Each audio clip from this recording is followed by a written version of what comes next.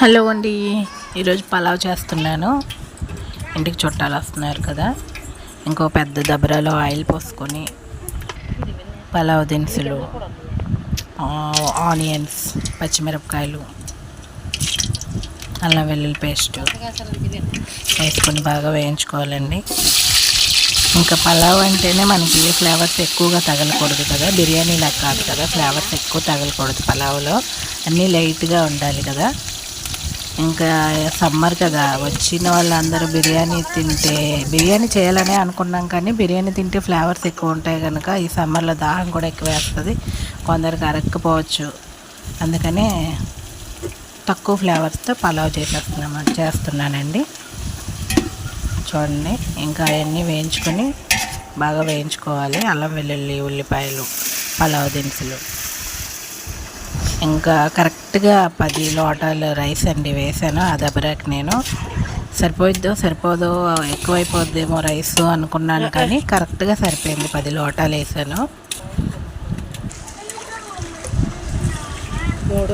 10 లోటాలు rice వేసాను కనుక 10 లోటాలు water వేసాను. 10 లోటాలు కాదండి, 20 లోటాలు వేసానండి వాటర్. ఉప్పు కరెక్ట్గా నాకు ఎక్కువ ఆ దబరాకి రైస్ కూడా ఎక్కువ అయిపోకుండా కరెక్ట్గా వచ్చిందండి. నేను ఇంకా అసలు ఉడికిద్దో లేదో ఏంటో అసలు కొలత తెలియదు అనుకున్నాను, కానీ చాలా బాగా వచ్చేసింది రైస్. అమ్మాయ అనుకున్నాను. చూడండి, సింపుల్గా అయిపోద్ది పలావ్ అనేది. తినేవాళ్ళకి కూడా కొంచెం ఎక్కువ తినాలనిపిస్తుంది. ఇప్పుడు బిర్యానీ అంటే ఎక్కువ స్పైసెస్ తగులుతూ ఉంటాయి కనుక కొందరికి సమ్మర్ సీజన్లో తినాలనిపించదు. అది ఇది అనుకోండి, చక్కగా కడుపు నిండా తినొచ్చు. ఇంకా వైట్ రైస్ కూడా అడగరు అనమాట, అంత బాగా తినొచ్చు. ఇంకా మా సైడ్ కొత్తిమీర దొరకదు, ఇంకా పుదీనా దొరికింది. పెరట్లోనే ఉంటుంది కదా పుదీనా, ఇంకా పుదీనా తీసుకుని వేసుకొని ఇంకా కొంచెం లైట్గా వాటర్ ఉండేటప్పుడే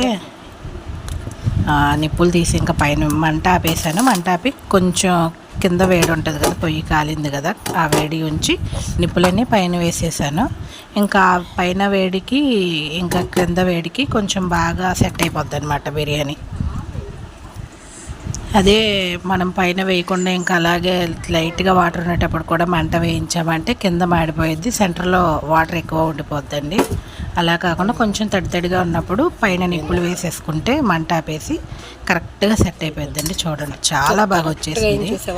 ఇంకా పలావ్ కూడా ఎక్కువ స్పైసెస్ లేవు, పేరుకి పలావ్ లాగా టేస్ట్గా చాలా బాగుంది.